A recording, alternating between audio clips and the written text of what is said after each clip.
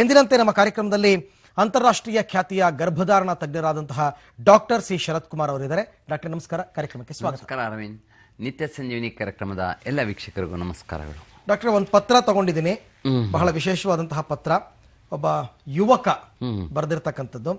ಇವರಿಗೆ ಸ್ವಲ್ಪ ದಿನಗಳಿಂದ ಯೂರಿನ್ ಪಾಸ್ ಮಾಡಿದ ಸಂದರ್ಭದಲ್ಲಿ ಕೊನೆಯಲ್ಲಿ ಈ ಬಿಳುಪು ಹೋಗ್ತಾ ಇತ್ತು. ಒಂದ್ 2-3 ಡ್ರಾಪ್ 4-5 ಡ್ರಾಪ್ ಬಿಳುಪು ಹೋಗ್ತಾ ಇತ್ತು. ಸ್ವಲ್ಪ ಅಂಟಿನ ರೀತಿನಲ್ಲಿ ಬರ್ತಾ ಇತ್ತು. ಸೊ ಸ್ವಲ್ಪ ಗಾಬರಿ ಆಗಿದ್ದಾರೆ. ಜೊತೆಗೆ ಇದು ಇಂಟರ್ನೆಟ್ ನಲ್ಲೆಲ್ಲ ಸರ್ಚ್ ಮಾಡಿದ್ದಾರೆ. ಅಲ್ಲಿ ಅದೇನೋ ವೈಟ್ ಸಿಂಡ್ರೋಮ್ ಅಥವಾ ಧಾತ್ ಸಿಂಡ್ರೋಮ್ ಅಂತ ಗೊತ್ತಾಯ್ತು. ಅವರಿಗೆ ಅದು ಧಾತ್ ಸಿಂಡ್ರೋಮ್ ಅಂತಾನು ಗೊತ್ತಿರಲಿಲ್ಲ, ಬಿಳುಪು ಅಂತ ಬರ್ದಿದ್ದಾರೆ ಅವರು. ಆಮೇಲೆ ನನಗೆ ಅದು ಧಾತ್ ಸಿಂಡ್ರೋಮ್ ಅಂತ ಗೊತ್ತಾಯ್ತು. ವೈದ್ಯರ ಬಳಿಗೆ ಹೋಗಿದ್ದೆ ನಾನು. ಆದ್ರೂ ಕೂಡ ನನಗೆ ಈಗ ಸದ್ಯದಲ್ಲೇ ಮದುವೆ ಮನೆಯಲ್ಲಿ ಹುಡುಗಿ ನೋಡ್ತಾ ಇದ್ದಾರೆ. ಮದುವೆ ನಾನು ಆಗ್ಬೋದಾ, ಮದುವೆ ಆದ್ಮೇಲೆ ನನಗೆ ಮಕ್ಕಳಾಗತ್ತಾ, ನನ್ನ ಲೈಂಗಿಕ ಜೀವನ ಸುಖಮಯವಾಗಿರುತ್ತಾ, ಏನಿದು ಧಾತ್ ಸಿಂಡ್ರೋಮು, ಇದಕ್ಕೇನಾದ್ರೂ ಟ್ರೀಟ್ಮೆಂಟ್ ಇದೆಯಾ? ನಾನು ತುಂಬಾ ಆತಂಕದಲ್ಲಿದ್ದೀನಿ. ನಮ್ಮ ಆತಂಕವನ್ನ ಡಾಕ್ಟರ್ ಸರಿಪಡಿಸ್ಕೊಡ್ತಾರೆ ಅನ್ನೋ ನಂಬಿಕೆಯೊಂದಿಗೆ ಪತ್ರ ಬರಿತಾ ಇದ್ದೀನಿ ಅಂತ ಹೇಳ್ಕೊಂಡಿದ್ದಾರೆ ಡಾಕ್ಟರ್. ಬಹಳ ಒಳ್ಳೆ ಪ್ರಶ್ನೆ. ಅಂಡ್ ಇದುವರೆಗೂ ಇಷ್ಟು ವರ್ಷದ ಕಾರ್ಯಕ್ರಮದಲ್ಲಿ ಈಗ ಈ ಪ್ರಶ್ನೆ ಯಾರು ಇರ್ಲಿಲ್ಲ. ಇದು ಧಾತ್ ಅಥವಾ ಧಾತು ಸಿಂಡ್ರೋಮ್ ಅನ್ನೋದು ಒಂದು ಕಲ್ಚರ್ ಬೌಂಡ್ ಸಿಂಡ್ರೋಮ್. ಅಂದ್ರೆ ಕೆಲವಾರು ಈ ಕಲ್ಚರ್ಗಳಲ್ಲಿ ಅಂದ್ರೆ ನಾಗರಿಕತೆಗಳಲ್ಲಿ ಅಂದ್ರೆ ರಿಲಿಜನ್ಗಳಲ್ಲಿ ಮಾತ್ರ ಇರ್ತದೆ. ಅದೆಲ್ಲ ಸರ್ವವ್ಯಾಪಿಯಾಗಿ ಎಲ್ಲಾ ದೇಶಗಳಲ್ಲೂ ಇರೋದಿಲ್ಲ.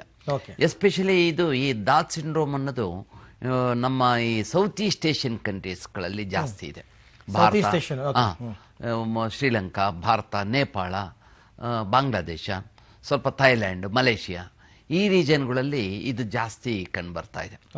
ಇದು ಧಾತು ಸಿಂಡ್ರೋಮ್ ಅನ್ನೋದು ಒಂದು ಈ ಉಚ್ಚೆನಲ್ಲಿ ಅಥವಾ ಮೂತ್ರದಲ್ಲಿ ಒಂದು ಧಾತು ಅಂದ್ರೆ ಸೆಮೆನ್ ಹೋಗ್ತಾ ಇದೆ ಅನ್ನೋ ಒಂದು ತಪ್ಪು ಕಲ್ಪನೆ ಮಾಡ್ಬಿಡ್ತದೆ. ವೀರ್ಯನಾಶ ಆಗ್ತಾ ಇದೆ ಅನ್ನೋದೊಂದು ಕಲ್ಪನೆ ಬಂದ್ಬಿಟ್ಟು ಮನಸ್ಸಿಗೆ, ಅದರಿಂದ ಅನೇಕ ರೀತಿಯ ಯಾತನೆ ಶುರುವಾಗುತ್ತೆ. ಮಾನಸಿಕ ಒತ್ತಡ. ಸುಳ್ಳ ತಮ್ಮ ಪ್ರಕಾರ ಅದೇನದು ಹಾಗಾದ್ರೆ?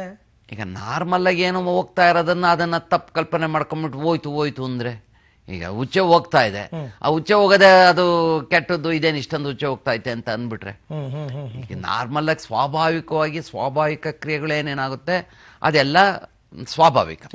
ಈಗ ಉದಾಹರಣೆಗೆ ಮುಟ್ಟು, ಮಹಿಳೆಯರಲ್ಲಿ ಮುಟ್ಟು ಆಗೋದು menstrual fluid is an 100% normal biological fluid.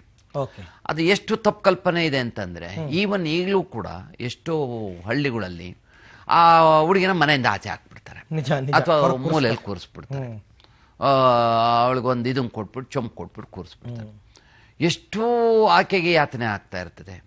ಅದು ಹೋಗ್ತಾ ಇರೋದು menstrual fluid is an 100% biological fluid.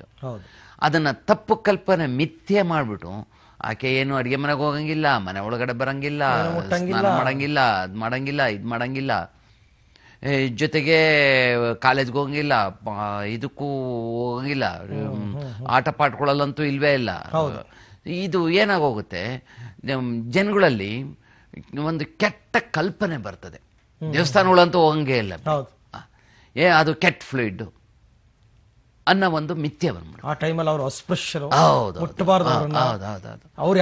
ಅದು actually it is 100% biological activity. 100ಕ್ಕೆ 100ರಷ್ಟು ಸ್ವಾಭಾವಿಕವಾದ ನೈಸರ್ಗಿಕ ಕ್ರಿಯೆ. ಅದೇ ರೀತಿ ಪುರುಷರಲ್ಲಿ 1 ತೊಟ್ಟು 2 ತೊಟ್ಟು ಬಿಳುಪು ಯೂರಿನ್ ಕಡೆನಲ್ಲಿ ಉಚ್ಚೆ ಕಡೆನಲ್ಲಿ ಹೋಗೋದು ನಾರ್ಮಲ್ ಫ್ಲೂಯಿಡ್. ಅದು ಅದರಲ್ಲೂ ಸಹ ಅವಿವಾಹಿತರಲ್ಲಿ, ಅನ್ಮ್ಯಾರಿಡ್ ಯೂತ್ ಅಲ್ಲಿ ಇದು ಬಹಳಷ್ಟು ಕಂಡು ಬರ್ತದೆ. ಯಾಕೆಂದ್ರೆ ಅವ್ರ ವೀರ್ಯ ಬೇರೆ ರೀತಿಯಲ್ಲಿ ಹೋಗ್ತಾ ಇರಲ್ಲ. ಈಗ ಮದುವೆ ಆದ ಗಂಡಸಿಗೆ ಪ್ರತಿನಿತ್ಯ ಅಥವಾ ಆಲ್ಟರ್ನೇಟ್ ಡೇಸ್ ಸಂಭೋಗ ಕ್ರಿಯೆಯಲ್ಲಿ ತೊಡಗಿರ್ತಾನೆ. ಆಗ ಏನಾಗಿರುತ್ತೆ, ವೀರ್ಯ ಇರೋದಿಲ್ಲ, ಈಚೆ ಬರೋದಕ್ಕೆ ಇನ್ನೇನು ಉಳ್ಕೊಂಡಿರೋದಿಲ್ಲ. ಈಗ ವೀರ್ಯನೇ ಆಚೆ ಹೋಗ್ತಾ ಇದ್ದಾಗ ಯಾವುದೇ ಒಂದು ಕ್ರಿಯೆ ಆಗ್ತಾನೆ ಇರ್ತದೆ.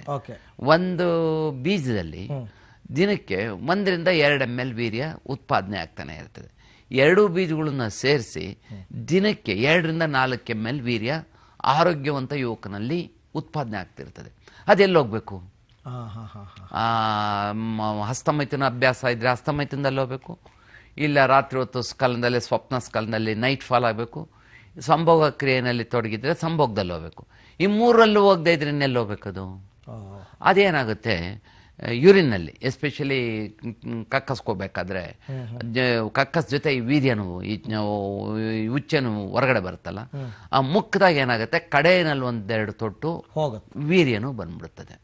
ಅದು ಅಂಟಂಟು ದ್ರವದ ಥರ ಇರ್ತದಲ್ಲ, ವೀರ್ಯ ನಾಶ ಆಗ್ತಾ ಇದೆ, ಸರ್ವನಾಶ ಆಗೋಯ್ತು. ಒಂದು ತೊಟ್ಟು ವೀರ್ಯ ಇಸ್ ಈಕ್ವಲ್ ಟು 80 ತೊಟ್ಟು ರಕ್ತ, 1 ಲೀಟರ್ ರಕ್ತ ಹೋದಂಗೆ ಆಗೋಯ್ತು ಅಂತ ಎಲ್ಲ ತಪ್ಪು ಕಲ್ಪನೆಗಳು. ಡಾಕ್ಟರ್